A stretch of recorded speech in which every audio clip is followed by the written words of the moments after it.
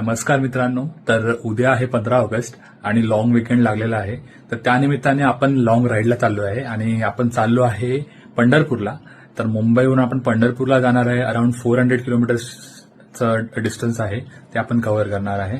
आणि त्याआधी उद्या 15 ऑगस्टच्या निमित्ताने LRMC या ग्रुपने इंडिपेंडन्स डे राईड ऑर्गनाईज केली आहे. तर आपण त्या राईडला पण जाणार आहे, त्या पार्टिसिपेट करणार आहे. ती असणार आहे लोणावळ्याला.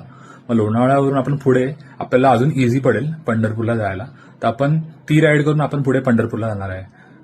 तर सर्व पॅकिंग झाली आहे ऑलमोस्ट.